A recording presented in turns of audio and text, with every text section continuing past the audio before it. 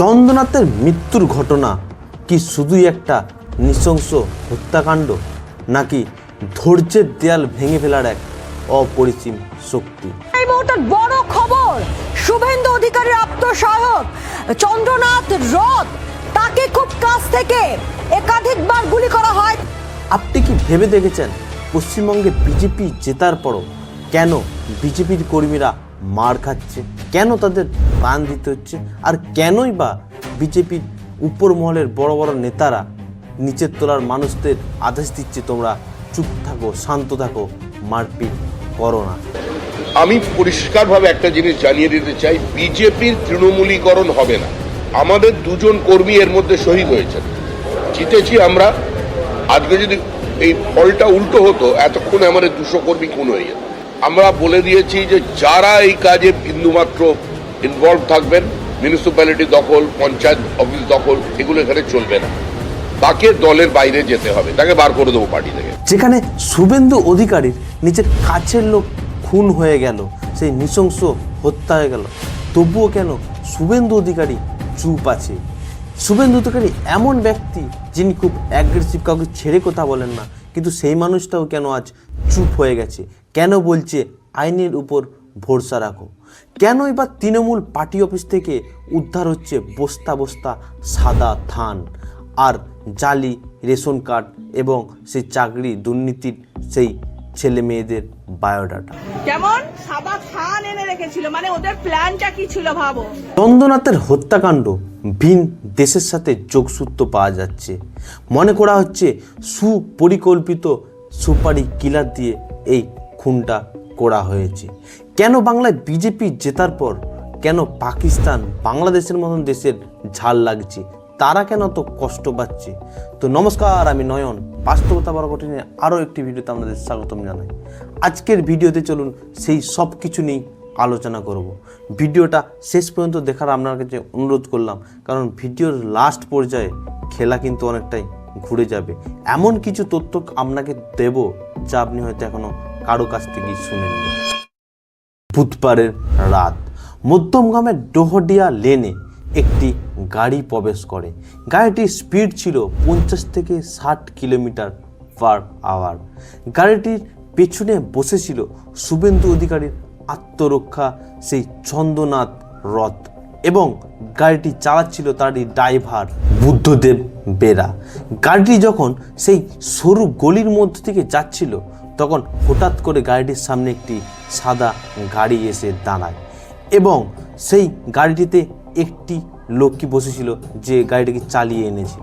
এবং যখন তারা দাঁড়ায়, পাশের সঙ্গে সঙ্গে দুটি বাইকে, দুপাশে ডান দিকে ও বাঁ পাশে দুটি বাইকে আসে দাঁড়ায়, এবং একটি বাইকে ছিল একজন লোক এবং আরেকটি বাইকে ছিল দুজন লোক। এই বাইক আরোহী তাদের মাথায় ছিল হেলমেট, পুরো মুখ ঢাকা ছিল এবং শরীরও পুরো ঢাকা ছিল। তারপরে তারা তাদের পকেট থেকে একটি পিস্তল বার করে এবং গাড়ির কাঁচের উপরে আঘাত হানে। প্রথমে কাঁচ ভাঙে, তারপর তারা পকেট থেকে একটি অত্যাধুনিক উন্নত পিস্তল বার করে। মনে করা হচ্ছে যার দাম প্রায় আমাদের ভারতীয় কারেন্সিতে 8 থেকে 10 লাখ টাকা, এবং সেই বন্দুক, সেই পিস্তলটি তৈরি হয় অস্ট্রেলিয়া নয়, অস্ট্রিয়া, মানে আমাদের দেশের থেকে বাইরের দেশে অত্যাধুনিক পিস্তল বার করে। এখানেই প্রশ্ন আসছে, তাহলে এই পিস্তল, এই অত্যাধুনিক পিস্তল এলো কোথা থেকে? এই গান এলো কোথা থেকে? তাহলে এখানে বাইরের দেশের সাথে যোগসূত্র কিন্তু পাওয়াই যাচ্ছে। তারপরে ক্লোজ রেঞ্জ থেকে এলো পাতালি গুলি চালানো হয়, এবং একদম ব্ল্যাক রেঞ্জ থেকে গুলি চালানো হয়, যাতে এটা কনফার্ম করা যায় তারা একদম মানে এই চন্দ্রনাথ একদম যেন মারা যায়, কোনোভাবে যাতে বেঁচে না থাকে, এবং ড্রাইভারের উপরও গুলি চালানো হয়। তারপর তারা সেখান থেকে পালিয়ে যায়, সেই গাড়িটি ছেড়ে দিয়ে দুটি বাইকে 4 জন পালিয়ে যায়। তারপর সে রাস্তা দিয়ে যাওয়া মানুষজন সেই গাড়িটি এবং এই চন্দ্রনাথ এবং তার ড্রাইভারকে দেখে। তারা সেখান থেকে তাদের উদ্ধার করে হাসপাতালে নিয়ে যায়। হাসপাতালে ডাক্তার চন্দ্রনাথকে মৃত বলে ঘোষণা করেন, এবং তার ড্রাইভারকে আইসিইউতে ভর্তি করা হয়। তার অবস্থা এখন আশঙ্কাজনক, কিন্তু মনে করা হচ্ছে তিনি প্রাণে বেঁচে যেতে পারেন। কিন্তু প্রশ্ন এখানেই, চন্দ্রনাথকে কে বা কেন বা কারা খুন করলো, কি উদ্দেশ্য ছিল তাদের। চন্দ্রনাথ ছিলেন একজন রিটায়ার্ড বায়ুসেনা, যার কোনো পলিটিক্যাল ইনফ্লুয়েন্স ছিল না, কিন্তু তিনি ছিলেন শুভেন্দু অধিকারীর আত্মরক্ষী, যিনি দীর্ঘ 8 বছর ধরে শুভেন্দু অধিকারীর আত্মরক্ষা হিসাবে কাজ করছে। এছাড়াও শুভেন্দু অধিকারী তিনি একদম কাছের লোক, যে সমস্ত কিছু যিনি শুভেন্দু অধিকারীর সাথে মিলেমিশে কাজ করতেন, এবং শুভেন্দু অধিকারীর সাথে খুব ভালো সম্পর্ক ছিল তার। এবার ভোট শুভেন্দু অধিকারী যে 2 জায়গায় প্রার্থী হিসাবে দাঁড়িয়েছিলেন, একটা হচ্ছে নন্দীগ্রাম এবং দ্বিতীয়টি ভবানীপুর। যখন তিনি নন্দীগ্রামে ছিলেন তখন ভবানীপুরে একা হাতে সমস্ত কিছু সামলেছে এই চন্দ্রনাথ, তিনি একা হাতে সমস্ত কিছু সামলেছে। সেই ভোট কাউন্টিংয়ে কোনো ঘাপলাবাজি যাতে না হয় সেটা তিনি সব কিছু এক হাতে সামলেছে। তাই মনে করা হচ্ছে এখানেই মমতা ব্যানার্জির মনে আঘাত লেগেছে, কারণ তিনি শুভেন্দু অধিকারীর কাছ থেকে হেরে তো গেছে, তার সাথে এই সামান্য একজন দেহরক্ষী তার কাছ থেকেও তিনি হেরে গেলেন, তো এটা তিনি হয়তো নিতে পারেননি। চলুন নেক্সট অধ্যায়ে দেখে নিই কেন তাকে খুন করা হলো। বিশেষজ্ঞরা মনে করছেন এই ভবানীপুরে মমতার হার এটা একটা সবচেয়ে বড় কারণ তার মৃত্যুর জন্য। তাছাড়াও শুভেন্দু অধিকারীকে যদি দুর্বল করে দেওয়া যায়, আপনারা একটা ট্রেন্ড দেখে আসবেন, যতগুলি বিধানসভা ভোট হয়েছে সমস্ত বিধানসভা ভোটের পর শুভেন্দু অধিকারীর আত্মরক্ষী বা দেহরক্ষী যে কেউ না যে কেউ প্রতিটা বিধানসভা ভোটের পর খুন হয়েছে। সেটা কেন, সেটা কিন্তু তদন্ত করা উচিত। এবং এই যারা কান্নাটা করছে তারা ভেবেছে যদি শুভেন্দু অধিকারীকে তার মুখ্যমন্ত্রী যদি তাদের মন্ত্রিসভা গঠন হওয়ার আগেই তাকে যদি দুর্বল করে দেওয়া যায়, তাকে যদি কমজোরি করে দেওয়া যায়, তাহলে সে হয়তো ভয় পাবে, তাই সে তাদের যে চুরি চামার এই ফাইলগুলো হয়তো খুলবে না। তাছাড়াও তারা চেষ্টা করেছে যে একটি রাজ্যে এই মমতা ব্যানার্জির টেনিয়ার 7 তারিখে শেষ হয়েছে, নতুন মুখ্যমন্ত্রী পদ নেবে 9 তারিখে। তার এই মাঝের গ্যাপে যদি কোনো বড় হামলা, বড় দুর্ঘটনা, বড় মানুষের হিন্দু মুসলিমের মধ্যে যদি মারামারি লাগিয়ে দেওয়া যায়, রাজ্যে দাঙ্গা করানো যায়, তাহলে তারা রাজ্যে রাষ্ট্রপতির কাছে গিয়ে আপিল করবে রাজ্যে এখন অবস্থা খারাপ, রাজ্যে এখন পরিস্থিতি ঠিক নয়, তাই রাজ্যের রাষ্ট্রপতি শাসন জারি হোক।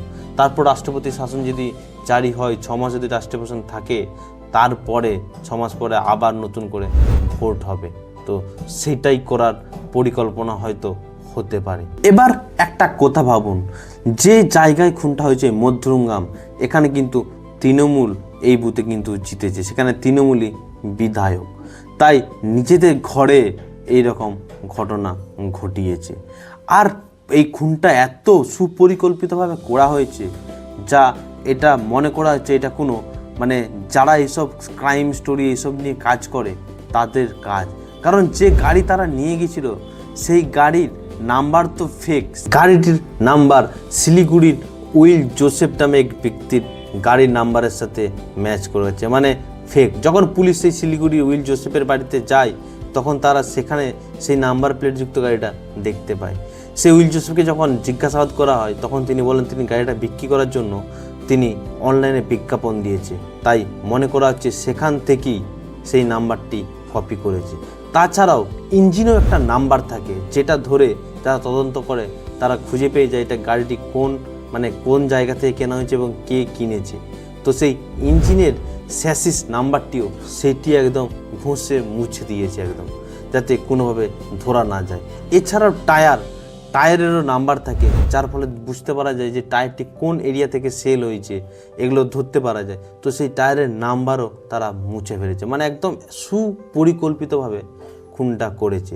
তারপরে তারা যখন খুন করে 4 কিলোমিটারের মধ্যে তারা বাইক নিয়ে যায়, তারপর সেখানে তারা বাইকগুলি ফেলে দেয় এবং বাইকগুলিকে যখন পুলিশ বাজেয়াপ্ত করে এবং সেটি তদন্ত করে তখন দেখা যায় বাইকেরও যে নাম্বার সেটি ভুল।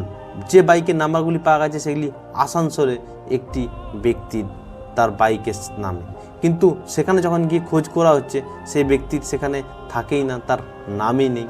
তো পুরোপুরিভাবে সুপরিকল্পিতভাবে এই খুনটা করা হয়েছে, যাতে মুখ্যমন্ত্রী শপথ নেওয়ার আগে রাজ্যে কোনোভাবে দাঙ্গা সৃষ্টি করা যায়।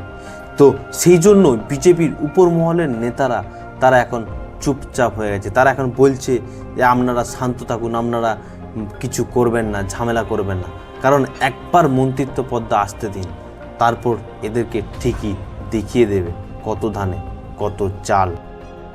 তৃণমূলের পার্টি অফিসে সে সাদা থান এনে রাখা বস্তা বস্তা, মানে কি বোঝাতে চেয়েছিল, যদি এবারের ভোটে তৃণমূল জিতে যেত তাহলে মনে হয় হাজার লাশ পড়ে যেত। কী জন্য সাদা থান ব্যবহার করা হয়? মানুষ মরার পর তাকে ঢাকা দেওয়ার জন্য, সেই সবের জন্য তো সাদা থান ব্যবহার হয়।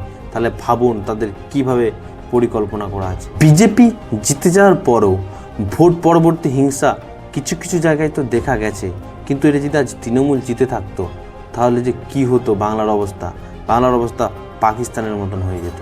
তো সেইটা বলে না, ঠাকুর যা করে মঙ্গলের জন্য, আজ বাঙালিরা রেহাই পেয়েছে, নাহলে যে কী হতো সেটার বলার অপেক্ষা রাখেন। আমাদের বাংলায় বিজেপি জেতার পর সবচেয়ে বেশি সবচেয়ে বেশি কান্নাকাটি করছে কোন দেশ বলুন তো? বাংলাদেশ, পাকিস্তান। কারণটা কি? কারণটা অনেক ভিতরের, আস্তে আস্তে আপনারা সবই জেনে যাবেন। আমার সাথে যুক্ত থাকুন, আমি সব ভিডিও করে করে জানাবো। তো কেন বিজেপির উপর মহল থেকে বলা হচ্ছে বাংলায় ইউপি মডেল তারা লাগু করবে? কি সেই ইউপি মডেল? সেই ভিডিওটা আমি শীঘ্রই এই চ্যানেলে নিয়ে আসবো। তো সেই ভিডিওটা দেখার জন্য আমরা চ্যানেলটা সাবস্ক্রাইব করে রাখুন। আর আপনারা ভিডিওটা ভালো লাগলে লাইক করুন এবং শেয়ার করুন, এবং আপনাদের মতামত কমেন্টে জানান। এই চন্দ্রনাথ বাবুর সাথে যে ঘটনা আজ ঘটেছে সেটা কতটা খারাপ, তাতে আপনাদের কি মতামত? আর বিজেপি আসার পরেই কি ইউপি মডেলে দুটো এনকাউন্টার হবে? একটাই চন্দ্রনাথ বাবুর খুনিদের, আর সেই অভয়ার আরজিকরের মেয়ে যে ডাক্তার যে মারা গিয়েছিল তার খুনির। তো দুজনের কি এনকাউন্টার হবে? তো আপনারা সেটা কমেন্টে জানান।